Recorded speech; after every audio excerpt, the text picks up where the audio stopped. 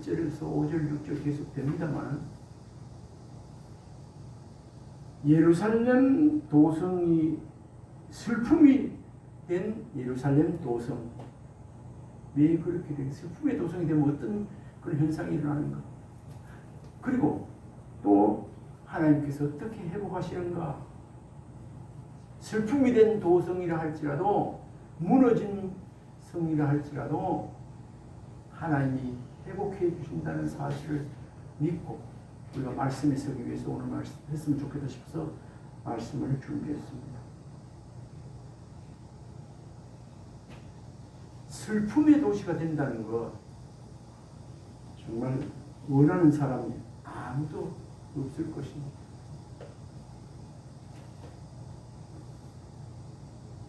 간혹 슬픔의 도시, 슬픔의 나라 그런 것들을 이렇게 그리 돼서는 안 되겠지만 상상을 해볼 때가 있습니다.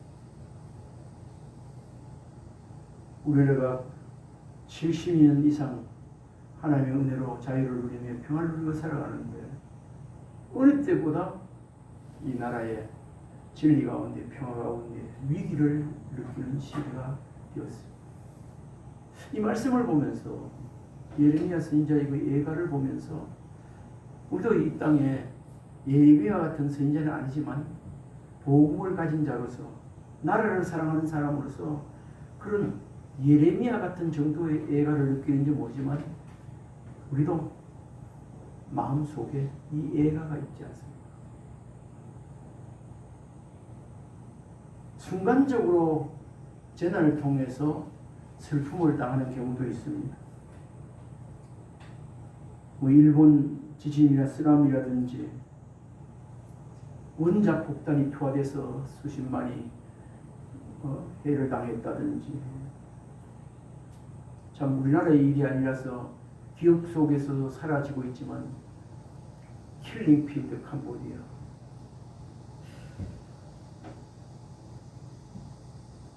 베트남 통일전쟁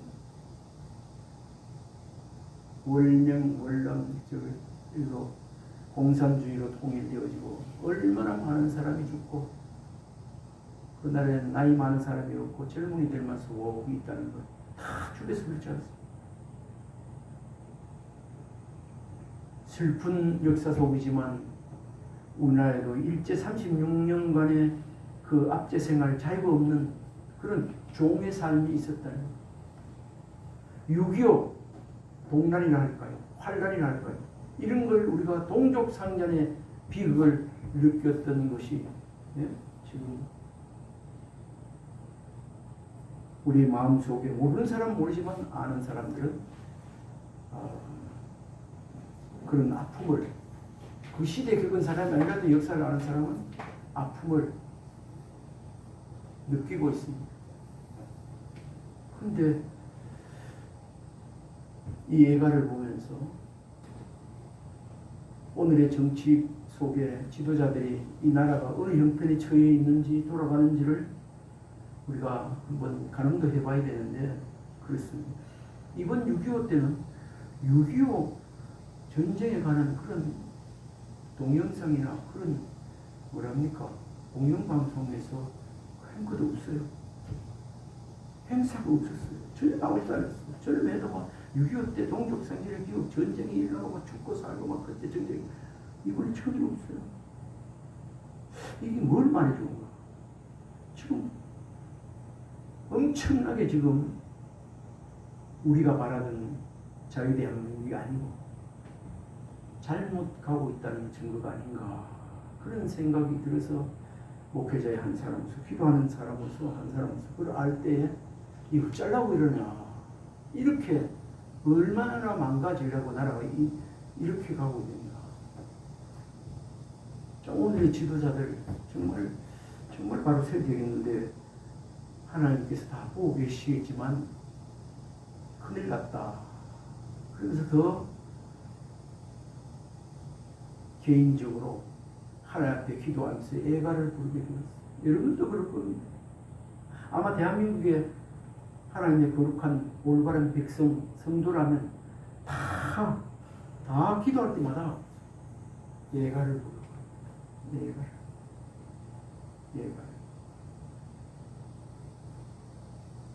자연 재앙이 있을 수 있고 하나님 앞에 범죄하여 벌을 받는 도시나 나라가 얼마든지 앞으로도 될 수 있고 있을 수 있다는 사실을 우리가 인정하고 있습니다. 자유대한민국 자손대대로 진리 가운데 평화 가운데 하나님이 다스리는 이런 평화로운 나라 물려주는 것이 우리의 바람이고 소원인데,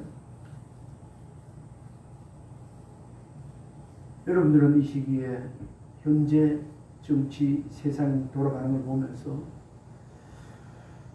어떻게 느끼는지 궁금하기도 하지만 아마 저는 그렇게 개인적으로 생각합니다. 하나님의 자녀들이라면 다 내가 어찌할 수 없는, 물리적으로 어찌할 수 없는 이런 것, 하나님께서 건져주셔야 된다는 것, 하나님께서 살려주셔야 된다는 것, 하나님께서 회복시켜줘야 된다는 이런 사실을 아는 사람들은 기도할 수밖에 없어요. 오늘 아침에 말씀을 준비해놓고 이 말씀 한번 쭉 읽어보는 가운데 성령께서 들려주시는 그러한 찬송 가사가 있었어요. 이때 우리는 왜 막 불평하고 악하고 욕하고 이래야 되겠는가? 어떻게 되겠는가? 말씀을 다시 묵상하고 보는 가운데 CCM 찬양 가사 한 절이 내 마음에 스쳐갔습니다. 이와 같을 때이라는 찬송입니다. 이와 같을 때 난 노래하네, 사랑을 노래하네 주님께. 이와 같을 때 손 높이 들며 주님께 노래하네, 기도하네. 주님 사랑해요, 주님 사랑해요, 주님 사랑해요, 주님 사랑해요. 이와 같은 때에 난 기도하네, 조용히 기도하네 주님께. 이와 같은 때엔 손 높이 들고 주님께 주님 사랑해요, 사랑해요, 사랑해요 기도하는 내용의 가사입니다.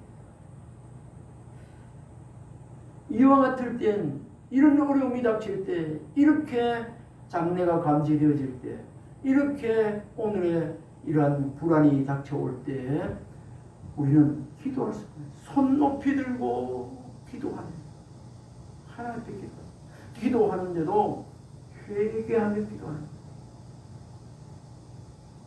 잘못된 건 용서해달라, 진노 중이라도 긍휼을 베풀어달라, 몰라서 그렇다, 먼저 믿는 자들이 더 나라를 위해서, 정치 지도자들을 위해서 기도하지 못하는 것, 용서해라, 기도하면서 기도해야 된다는 사실, 이 말씀 속에서 또한 깨달습니다.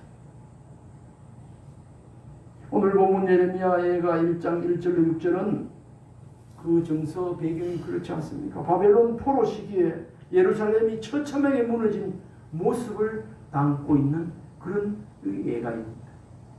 이 본문은 포로로 끌려간 유대인들이 고향과 성전이 파괴된 현실 앞에서 깊은 슬픔과 절망 가운데 하나님을 찾는 장면을 또한 보여주고 있는 장면입니다.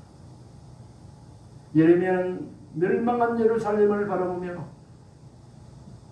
오해를, 예레미야가 보면 얼마나 슬픔이 컸으면 눈물을 너무 많이 흘리고 애가 슬픔의 노래를 불렀다. 그러면서 이 애가를 쓴 것 아니겠습니까? 사랑하던 예루살렘 성, 하나님께 예배드리는 성, 그 수많은 이들이 드나들던 복된 성이었는데 그 모든 것이 무너지고 황폐하게 되었습니다. 이 말로 하면 이렇게 쉽지만 많은 사람들이 예루살렘 찾아서 하나님께 예배드리고 수많은 이들이 드나들던 그 복된, 진짜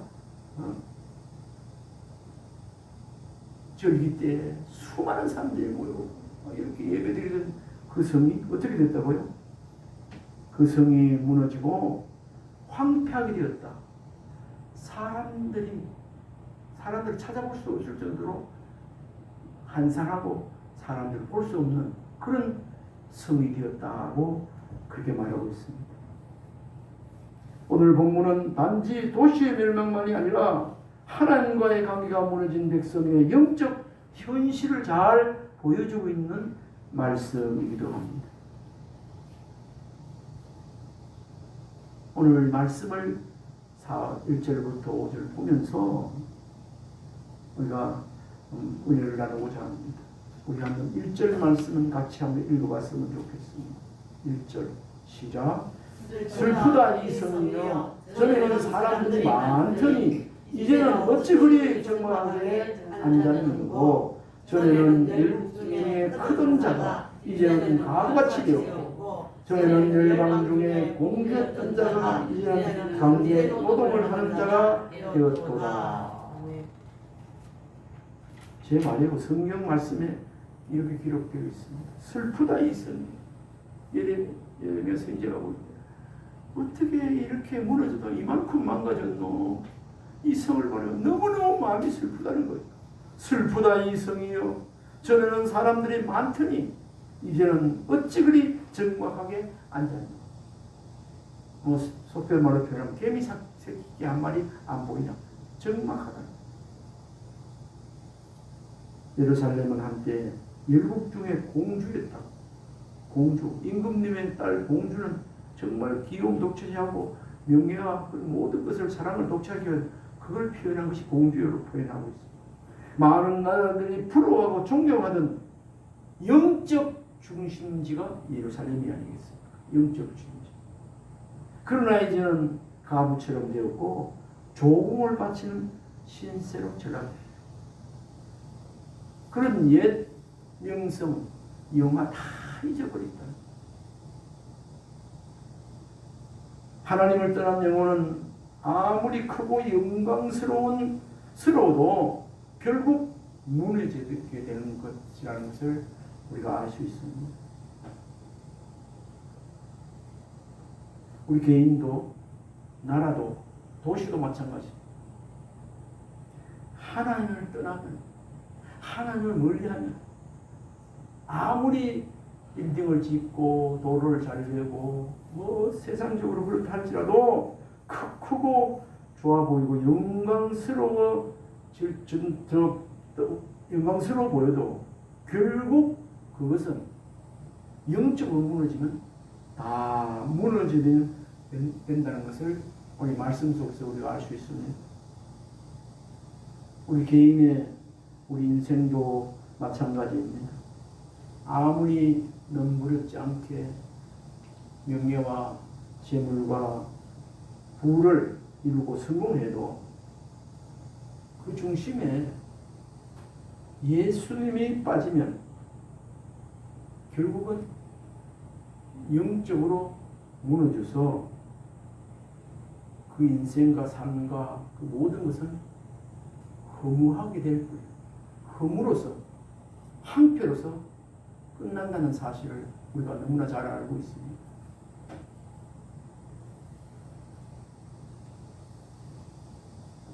오늘 일절과 같이 슬프다 이 성이여 전에는 사람들이 많더니 이제는 어찌 그리 정광하게 앉았는고. 이런 슬픈 성이 되지 않으려면 하나님과의 관계가 바르게 되어야 된다는 거죠. 하나님이 떠나면 황폐하게 될 수밖에 없어요. 아무리 교회가 건물이 좋고 시설 좋고 해도 하나님의 임재가 떠나면 황폐하게 될 수밖에 없다는 사실을 또한 우리가 알 수 있습니다. 무너진 예루살렘 성은 어떤 도시가 어떤 성이 되었느냐. 2절을 한번 읽어보겠습니다. 2절 시작. 밤에는 슬픔이 눈물이 밤에 흐르며 사랑하는 자들 중에 그에게 위로한 자가 없고 친구들도 다 배반하여 원수들이 되었도다. 예루살렘 성이 무너지면 그렇습니다. 밤에는 슬픔이 눈물이 밤에 흐르고 사랑하는 자들 중에 그에게 위로하는 자가 없고 친구들도 다 배반하여 원수들이 되어버렸다고 그렇게 말씀하고 있습니다. 예루살렘 성이 무너질까 외로움과 배신의 눈물이 가득한 그러한 삭막한 도시가 성이 되었다는 그런 말입니다. 사랑하는 자들 중에 그를 위로할 자가 없고 친구들이 다 배반하여 원수가 되었다. 우리 주위에 저와 여러분 주위에 참 어려움을 당할 때 위로할 자가 있고 위로받는 그런 사이가 된다는 것은 정말 하나님의 크신 은혜인 줄 믿으시기 바랍니다. 내 주위에 많은 사람들이 나를 배반하지 않고 있다는 것도 하나님의 은혜입니다. 유다가 의지했던 이방 나라들, 그때 이방 나라들 어디지요? 애굽, 아수르, 바벨론 모두가 어떻게 됐죠? 등을 돌려버렸습니다. 하친하고 이렇게 좋게 관계를 가지고 그래 하려고 했었는데 이방 나라들 모두가 등을 돌려버렸습니다. 하나님 대신 의지했던 사람들이 결국 뭐가 되었죠? 원수가 되었습니다. 원수. 바벨론 포로로 잡혀갔습니다. 아수르, 압제와 모든 이런 원수가 되어버렸습니다. 하나님 위에 무엇을 붙잡는 삶은 결국 배신당하는 인생이 되고 만다는 교훈을 여기 쓰고 있습니다. 이 시간 저와 여러분 눈에 잘 안 보여도 당장 어떤 것 성과가 없어도 하나님을 붙잡는 하나님을 바라보고 살아가는 믿음의 삶을 살아가는 이 자리 저와 여러분이 되기를 주님으로 축원합니다. 아멘. 우리가 의지할 분 있다면 예수뿐 하나님뿐이에요. 예수를 이거를 안 사람들이 이것을 안 은혜를 받은 사람들이 가사를 지어서 부른 노래가 찬양이 많이 있지만 그 중에서 오직 예수뿐 무엇뿐이라고요? 오직 예수뿐 오직 예수뿐이네 참된 위로 소망 화평 주실 분은 오직 예수뿐이네 그런 가사의 사연입니다. 유다는 그리고 3절 보면요 죄로 인해서 포로가 되어갔다고 그렇게 말씀하고 있어요. 3절부터 한번 읽어봅시다. 시작. 유다는 환난과 많은 고난 가운데 사로잡혀 그가 열국 가운데 거주하면서 쉴 곳을 얻지 그를 핍박하는 모든 자들이 궁지에서 그 뒤를 뒤따라 잡았도다.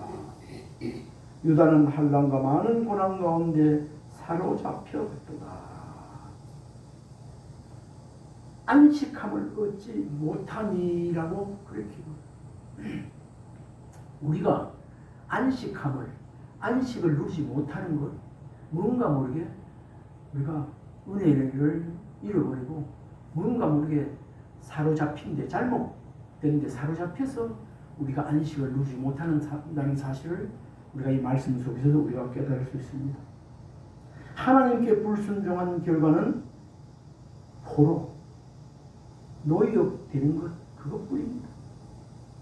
하나님께서 유기해 버리면 하나님께서 우리를 버리셔 버리면 유기해 버리면 우리는 그저 삭막한 인생 광야를 만날 수밖에 없습니다. 바벨론의 포로로 끌려간 유다는 안식도 자유도 없었습니다. 우리가 일제 36년간 식민지 생활할 때 안식과 자유가 있었나요? 없습니다.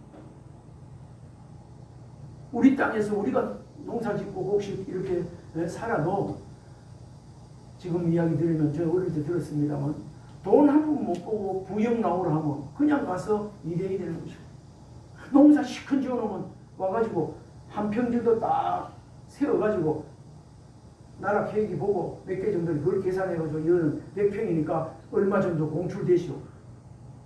이렇게 지독한 일본 사람 그러니까 쌀 다가가는 거예요. 그냥 빼들어가는 착취당하는 거예요.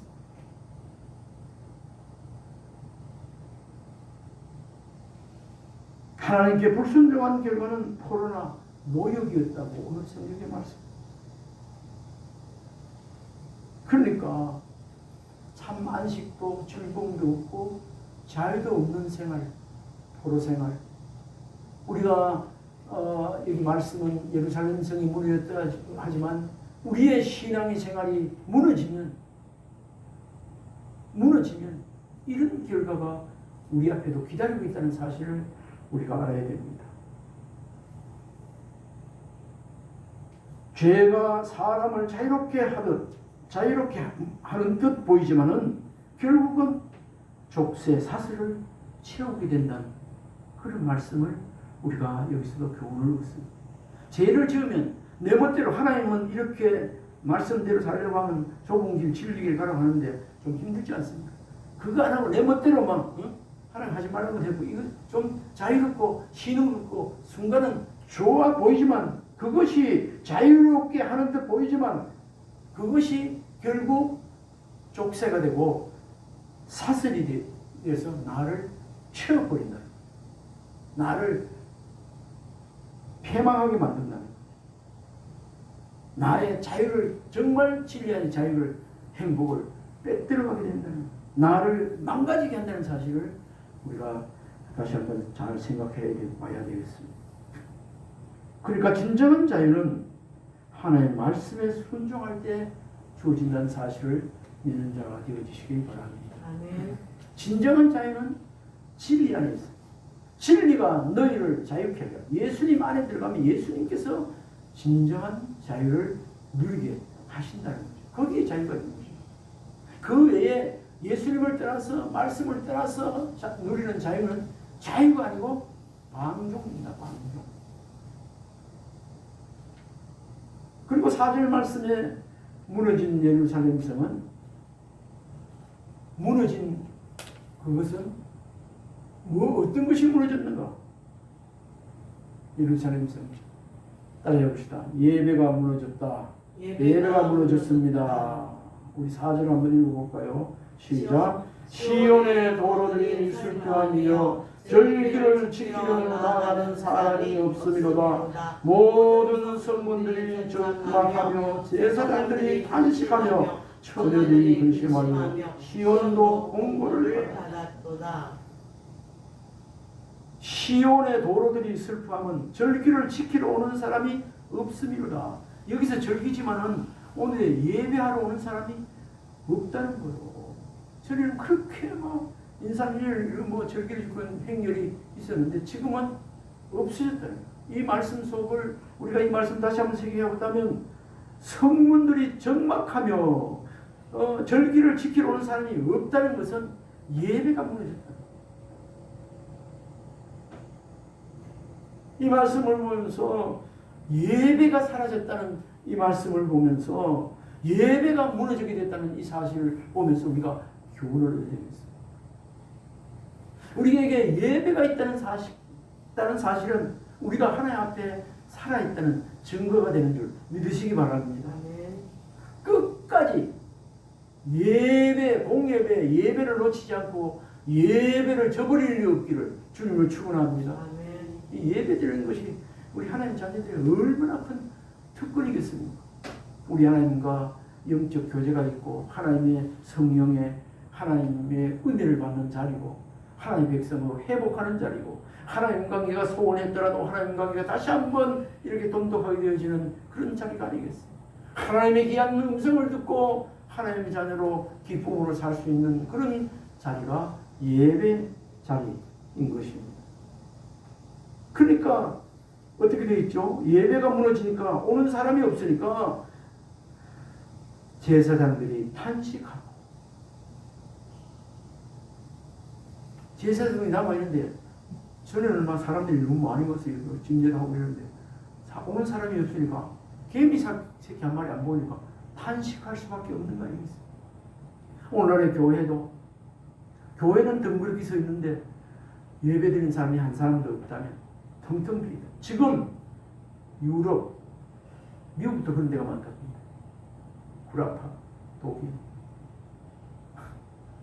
그 귀한 선교사님들을 보냈던 그 파송했던 교회가, 언더우드 선교사를 보냈던 그 교회도 교인들이 없어가지고 그게 또 다른 데로 팔려나가고 그래요. 우리나라의 어떤 선교사님이 거기 가서 예배를 드리고 있다는 이야기를 전에 들은 적이 있습니다. 이 성이, 교회가 파괴된 건 알겠습니다. 이래 되면 안 되는 거예요.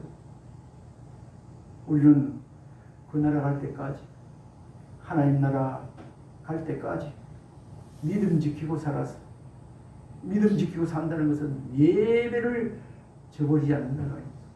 우리 가정과 자녀들과 아름다운 교회 여러분들과 저는 하나님 나라 갈 때까지 예배를 등한히 일이 없기를 주님으로 축원합니다. 아멘 계십니까? 네. 515장 찬송 가사를 보면 그렇습니다. 눈을 들어 하늘을 보라. 아시죠? 참. 눈을 들어 하늘을 보라. 어지러운 세상 중에 외치는 자만큼만은 생명수는 말랐으라. 하나님과의 교제가 끊어진 결과는 공동체 전체 탄식이 될 수밖에 없다는 것. 이것을 말씀을 보면서 지난번 코로나 때 우리 교회에 내려진 명령이 뭐였죠? 비대면 예배다. 여기 맞는 거예요. 성전을 무너뜨리려고, 예배를 해파하려고, 예배를 못 드리게 하려고, 온갖 사무실이나 버스나 지하철 이런 데는 빽빽하게 타고 다니고, 공무원들도 시청에도 그대로 앉아있으면서 교회에는 2m를 떼어서 예배, 위원들만 모여서 예배를 파괴하고자 하는 사탄의 전략이었는 줄 믿으시기 바랍니다. 그렇지만 우리가 끝까지 예배를 지키는 자가 된 것도 하나님 은혜죠. 우리 교회가 그때 한번 어떻게 하다가 애들 몇 명 나오고 이랬다고 끄겠다고 해가지고 폐쇄를 당해가지고 저 앞에 빨간 벽지부터가 다 폐쇄해가지고 그런 적도 있습니다. 그러나 그때는 몰랐는데 뒤에 나중에 사모를 하더라고. 왜 이런 자유관인데 예배 못 드리게 한다 막 그리고 막 좀 푸릇하대나. 그래서 아마 공무원도 열받고 에이 니 맛 좀 봐라 해가지고 보고를 이상하게 해가지고 그래 필요하구나. 예배 드리다가 그런 거 한번 적발되고 된 것도 하나님께서 예배 드리다가 주어진 그런 흔적이라고 생각되어집니다. 그때는 예배 못 드려 집에서 유튜브로 예배 드리고 찍어서 올리고 했는데 한 번 딱 그랬습니다. 그때 내가 찾아갔지 않습니까? 그렇게 예배했는데 왜 하필 여기만 그러냐고 와서 그 뭡니까 부자인가 부처에 들어서 따졌지. 그때 뭐 알겠습니다. 그 담당이 나와가지고 알겠습니다. 회의 곧 하겠습니다. 차를 타고 오는데 메시지 와가지고 아름다운 교회 해제했습니다.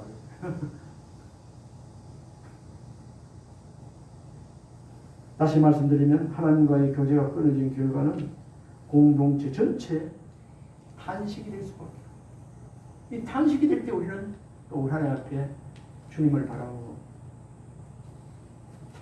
탄식 소리 들을 때 기도해야 된다는 사인이 있습니다. 우리는 예배 자리가 지켜지고 있는지 잘 돌아보게 하는 그런 말씀입니다. 이제 5절 말씀 읽고 마치겠습니다. 5절 시작. 그의 대적들이 머리가 되고 그의 원수들이 형통하면 그의 죄가 많음으로 여호와께서 그를 공고하게 하셨습니다. 어린 자녀들이 대적에게 사로잡혔더라. 저는 오늘 이 말씀을 아침에 지난날 묵상하면서 그의 대적들이 머리가 되고 지금 우리나라 기준이 어떻습니까? 우리가 정말 싫어하고 하나님을 경외하지 두려워하지 않는 자들이 뭐가 됐죠? 머리가 되었죠. 대통령이 되고 지도자. 야, 이런 걸 보면 우리나라도 지금 하나님의 징계 속에 들어갔다. 그런 게 아닌가 이런 생각. 그의 대적들이 머리가 되고 그의 원수들이 형통하게 됩니다. 아이고, 그런 사람들이 뭐 돈도 벌고 잘 되고 막 이런 거 보지 않습니까? 이 성경 그대로. 그것은 그의 죄가 많음으로 여호와께서 그를 공복케 하셨습니다. 공복해. 이렇게 되면 금방 잘 되고 뭐 이래 하지만 하나님께서 죄가 많음으로 공복케 하셨습니다. 어린 자녀들이 대적에게 사로잡히었도다. 그러면 이런 대적들이 지도자가 되고 형통하게 되고 이런 심판 중에도 우리가 알아야 될 것은 하나님의 은혜 가운데 있다는 사실을 우리가 꼭 명심해야 됩니다. 그의 대적들이 머리가 되고 그의 원수들이 형통하면 그의 죄가 많음으로 여호와께서 그를 경고하게 하셨습니다. 공고하게 했습니다. 맞잖아요. 내가 뭐라 했나요? 경고라 했나요? 고통을 주셨다는 고난하고 고통을 주셨다.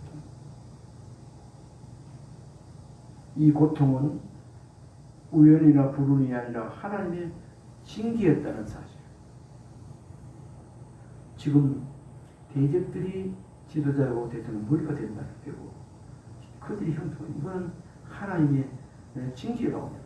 이스라엘 백성들이 우상성이고 잘못 살아서 하나님을 의지 아니하고 눈에 보이는 그런 열국들을 강한 사람들을 차친맺고 이러다가 하나님 앞에 버림받아서 바벨론 포로로 종으로 잡혀가는 거예요. 그 하나님의 공의로운 하나님들 다시 회복시키고 살리기 위해서 저들을 바벨론 포로로 넘겨주었던 것입니다. 그것은 징계였어요. 그러나 징계에는 하나님의 은혜가 있다는 것 우리가 붙잡고 싶습니다. 징계는 멸망이 아니라 회복을 위한 하나님의 손길이라는 사실도 우리가 명심해야 되겠습니다. 히브리서 12장 말씀에 하나님은 사랑하는 자를 징계하신다. 그렇게 말하고 있습니다. 징계받을 때는 아픔이 있어요. 매를 맞을 때는. 그러나 징계가 그 사람을, 그 나라를 또 바르게 세우게 되는 그런 걸로 바뀌어지지 않습니까? 그러니까 슬픔은 끝이 아니라 새로운 시작이 될 수 있다는 사실을 믿어야만 합니다. 아멘. 우리가 혹시 지금 어려운 가운데 징계 중에 크고 작은 징계 중에 있다 할지라도 우리가 알아야 될 것은 끝이 아니고 시작이고 언젠가 회복된다는 거예요. 그렇게 믿고 우리가 기도하고 나가야 될 거예요. 오늘 본문 말씀 배경을 다시 한번 말씀을 간단하게 말씀드리면 예레미야 예가는 기원전 586년 바벨론에 의해 예루살렘 멸망 직후 쓰여졌는데 성전은 불타고 백성들은 포로가 되었으며 왕조는 무너졌고 그것을 보고 예레미야는 이 참혹한 현실을 보고 하나님 앞에서 애통하며 예가를 이 시를 썼던 것입니다. 하나님을 떠난 결과가 얼마나 처참한지를 역사의 한 장면으로 보여주고 있는 이 말씀입니다. 오늘 우리의 예루살렘 성은 어떠한가요? 우리의 심령은 하나님 앞에 살아있다는 것이 얼마나 감사한지 모릅니다. 나는 예배를 기쁨으로 드리고 있는가? 세상의 힘이 아닌 하나님만 의지하고 이렇게 살아가고 있는가?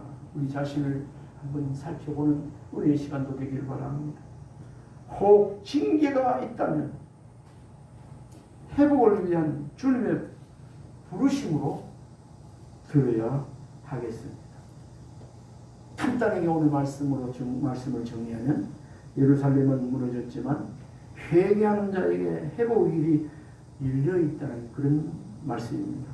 하나님은 찢으시되 싸매시며 낮추시되 다시 일으키시는 부임을 믿으시기 바랍니다. 아멘. 기도하겠습니다. 하나님 슬픔 중에 있는 저희들을 돌아오시고 무너진 예배가 있다면 다시 회복시켜 주옵소서. 죄를 떠나 주님의 은혜의 보좌 앞으로 담대히 나아가는 자 되게 하여 주옵소서. 하나님 다시 회복시켜 주셔서 우리의 인생 나라의 앞길에 찬송이 하나님의 은혜가 늘 넘치게 하여 주시옵소서. 예수님 이름으로 기도드리옵나이다. 아멘. 이 시간